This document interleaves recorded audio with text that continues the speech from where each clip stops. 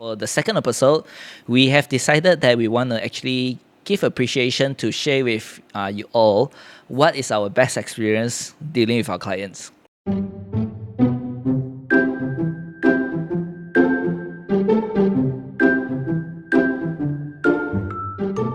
Hello, welcome to episode 2 of the Lepak Talk Show. I'm your host, Ching.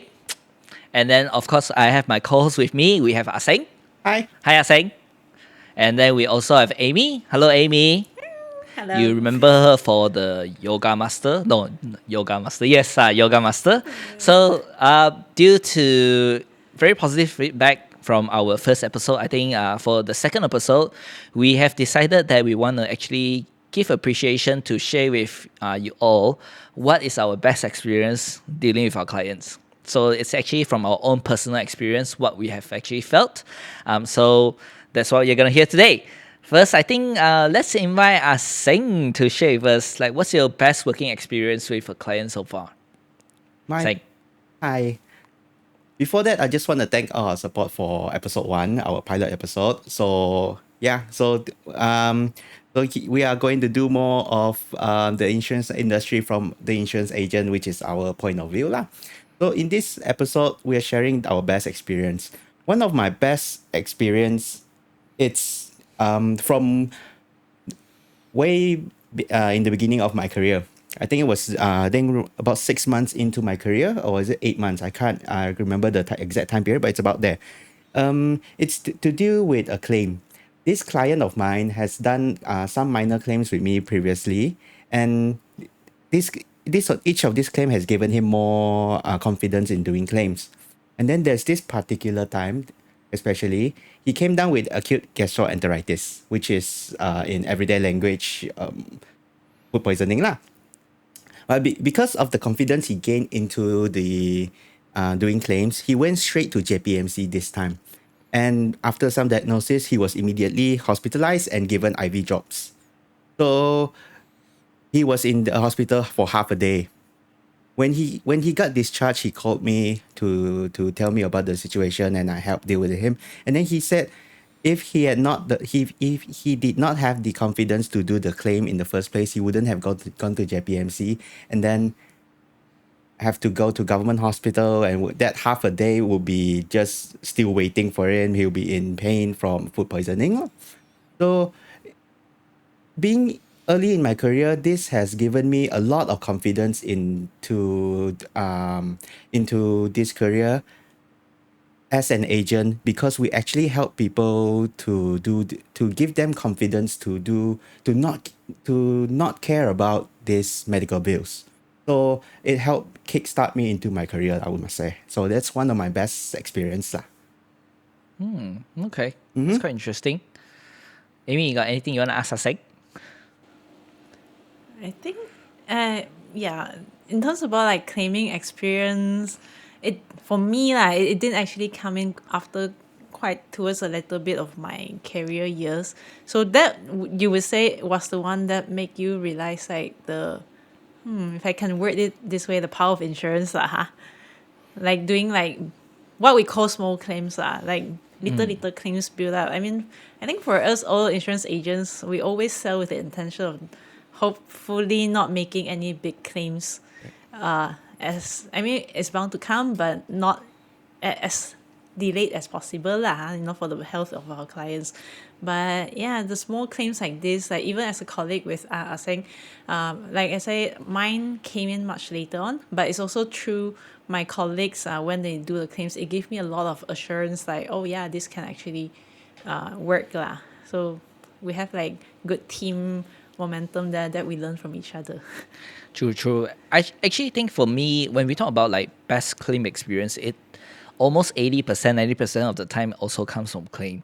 I think for me, it's also the same thing. Also, it's related to claims as well. But I mean, it's somehow related to claims as well, because that's actually when you really see the power of the insurance, like Amy was talking about. Because normally when we have our first point of contact with a client, right, they trust us and then they buy the insurance policy, but they actually don't really get the benefit until it actually happens. So when the claim happens, right, it's really then we will actually be able to, not just as a client, but even as the agent ourselves also, we really see like, oh, this is so helpful and this is actually working for people. I mean, in theory we do know, but seeing it in action and hearing it in theory is two very different things. And I think that's also one of the many turning points for people when they listen to, or when they actually really experience a claim and say, oh wow, this actually can change people's life or make a different decision, or do things for the better. So Seng done with his sharing. What about you, Amy? Anything? What's your best working experience? Yeah, I think when this topic came up, I really kept thinking about I have a lot of good experience, but to actually rank it up, what's the best one? Ultimately, I came into this particular, which is actually my very, very first insurance policy I managed to sell.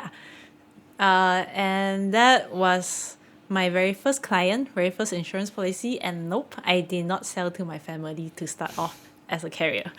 Okay. So I think it came back to to give you some backstory. A few years back, when we start off as an agent, there wasn't actually like a more structured training grounds. So when I started off, last time it's just as long as you meet certain conditions, prerequisite, you can sign the insurance agent contract. It was very simple lah. Yep. That's how I also managed to start off as a part-time agent while I had a daytime, full-time corporate job, just to see how things are while I was trying to make some career transition. And then, so it was that easy, just sign a contract and no training. In I think very many weeks, for many weeks to come lah. And I reached out to my manager, and he was telling me to, my manager right now, Alex. So he told me to do this like Project 100, basically list down the people around me that I think I can help with the insurance.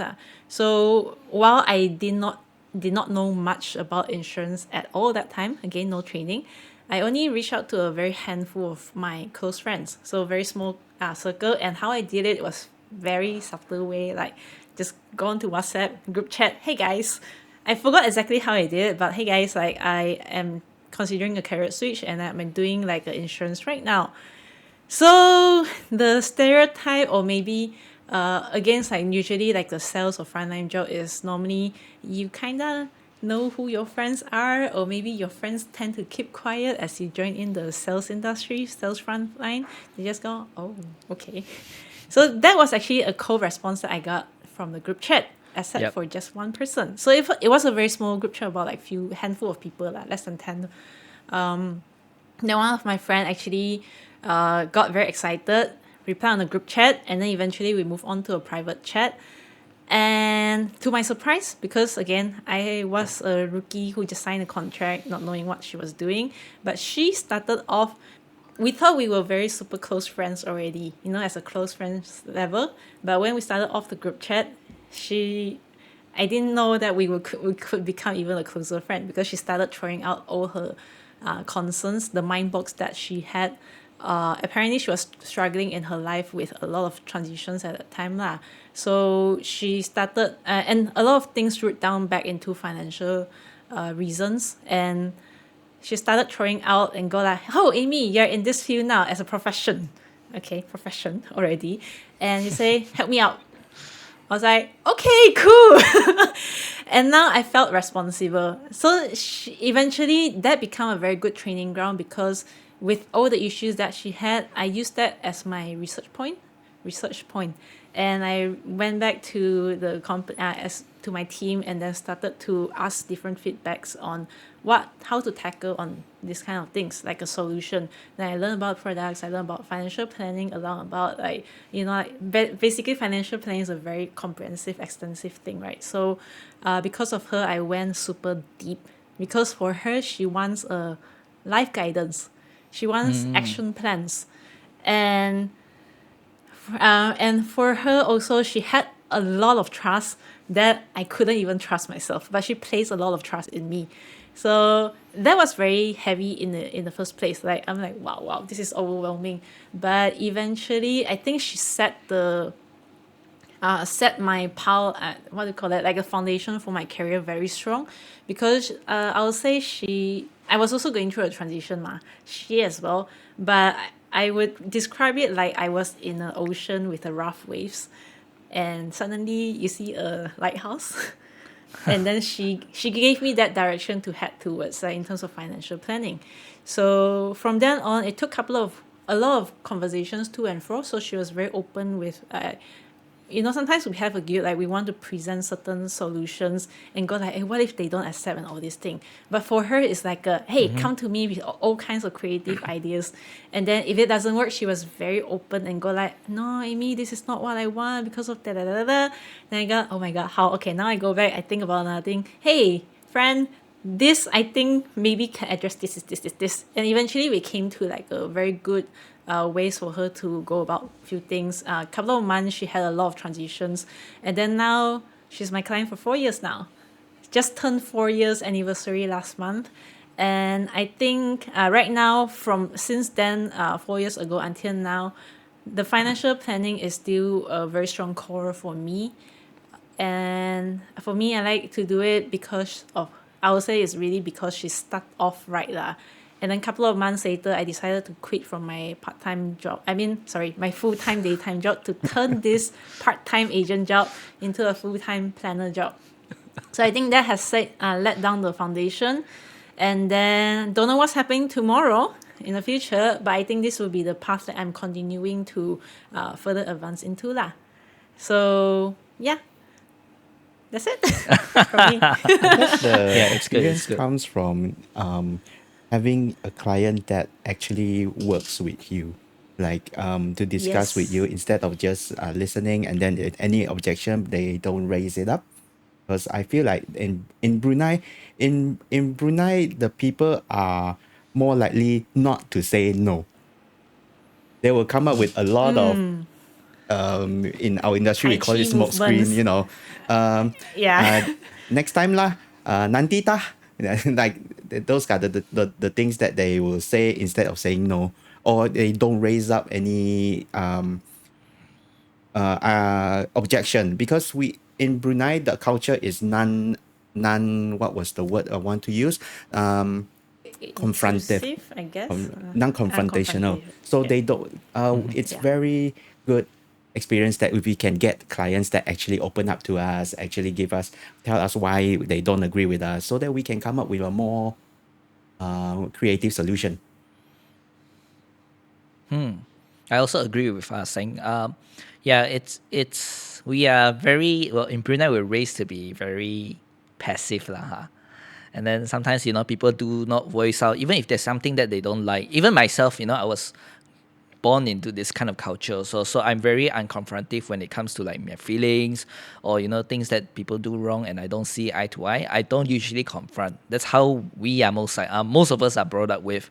And there's a lot of blue ticks lah, smoke screen or blue ticks, especially in our field. People they will say, yeah, I'll look for you, like look for you 10 years later, also haven't sent a text. Those kind of things, right? So I think I would also appreciate if people were to be very honest and give me feedbacks on how am I doing, which that's what it did for Amy, which jump started her permanent career choice. She even like think about her full-time job as part-time before she transited. That's why she called her full-time job part-time. Nine Okay, to five anyways, is part-time now. yeah, 9 to 5 is no, Yeah. cannot. Now cannot. it's like Overtime 9 to 9. already. No, sorry. I don't know. 24/7. How about yourself, Okay, Ching? actually for me, my best working experience is actually with a friend. So I think it's a mixture of like what Seng had. So mine is a little bit different. Is that I approached one of my friends when I started in this career.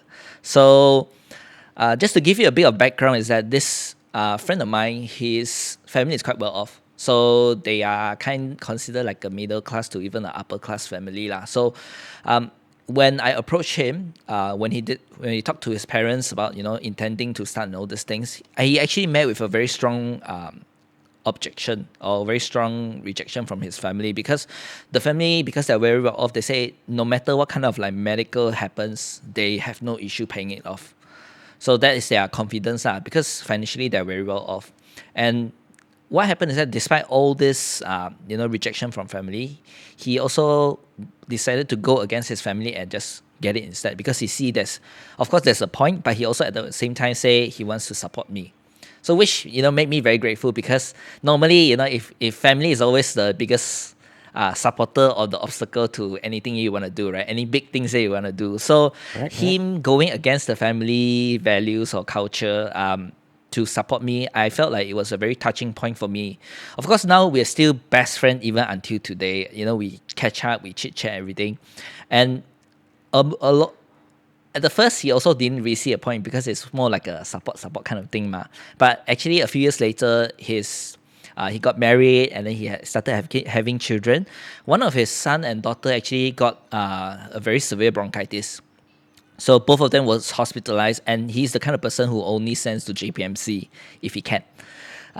Like if there's a choice, it's always JPMC, never private, right? So when they were hospitalized, they managed to claim actually quite a bit of money from there, because hospitalization and everything. And that's when you actually started seeing the power of the insurance, like what Seng was talking about. Like you really start to believe like, oh, actually insurance can really help me out in terms of like paying for bills. Can they afford it? Of course they can. But getting it for free, that's a different thing, right? And that kind of service also. So that actually boosted his confidence, and he referred to me his actually the other extensive family, his brothers, even his parents started looking for me for insurance advisors. So I think to me that is the best win that I can actually talk about lah. Of course, there's actually a lot more. Because I'm a dinosaur in the industry already, working for so many years. So I do actually have a lot of like very, very good experience. But if you're talking about one of the best, I think in my heart, this is one of the best. Like going against the family values and then coming into support, but at the same time eventually gets to see the the benefit and the value of things, and now being a very avid supporter of like what I do. So he even come to me like for advices, or check in on how's my insurance business is doing. So I'll say that's one of the best working experience with a client. Thanks. You know who you are. I guess the most memorable or the best experience that each of us have is like the nearer to the beginning of our career that solidifies why we are here in the industry. That's Yeah. the takeaway, I guess. Yeah, true. I think if that case never happened, I may not even be staying until today. Right. I think same for Amy as well. Like the way you said it, like it actually helped you to set a direction, or help you to see like how you can actually head into this one, right? So I think I we are think all sorry. hang on. Yeah, let me add on a remark. I think a very similar things like whether be it like just general financial planning or like insurance in particular, what Ching was sharing also, saying together. It's not saying like if you're rich you don't need any kind of plannings, you don't need insurance because you can pay off all the anything happens or whatever. From our all kinds of trainings combined, the experience that we've been shared about claims and all these things, no matter what wealth level you are at, rich or poor, actually the poorer you are, the more insurance that you need, because who's gonna back you up apart I mean like you cannot rely on like extended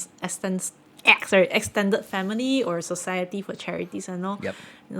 For us it's more like why not we plan for ourselves so we have like a self-sufficiency, be dependent. I think that's the case with Ching's client and the family also, now that they're looking into like planning better for their generations to come. Yeah. Yeah. Right. To add on Because to I think that, it stems. Sorry. to add on to that, I think the best way to describe this is that insurance may not make you richer, but it will not make you poor. Yeah. Yeah. It's like the last safety net lah. Like you don't want to fall through the bottom. Having that kind of like planning in place at least give you like a safety net that you don't fall all the way through the bottom, because it's very hard to climb back up. It takes you 10 years, 20 years, 30 years of like extensively saving, even if you let's say want to save like 20,000 in a year, it's like about $2,000 of saving, right? But just one case, go to like a bypass surgery, habis cerita, like a 30-minute surgery team already. So I would 30 say, years I mean, for- yeah, I mean, sure you can save it, but it would be nice to actually like don't worry about the cost, but go for the best kind of treatment, and get someone else to pay for it, or you can leverage on the insurance company to help you out. Oh, why is it turning into an insurance sales? Come on. Plannings. Yeah, Okay. it's planning. Yeah. So I think to sum it up, I'm very grateful for my friend and my client who helped me to bring me to where I am today. Of course, if you are not mentioned, don't worry. I also still have you in my heart. It's just we're talking about like the best, right? So I have to nitpick just that one. If we talk about like 2, 3, 4, 5, 6, 7, 10, I also have lah. So but it's just Don't this worry. one lah. We got Yeah. you covered. Just give us a feedback on what you would like us to talk about next, and Yeah. we will be sure to talk about you next. All right, thank you very much for coming in. So wait for episode 3. Don't forget to follow me, Amy, and Seng. If you like to, pay attention to us more individually. If not, we'll see you in the next one. Bye-bye. Bye. Bye. Thanks. Bye-bye. And cut. Cut.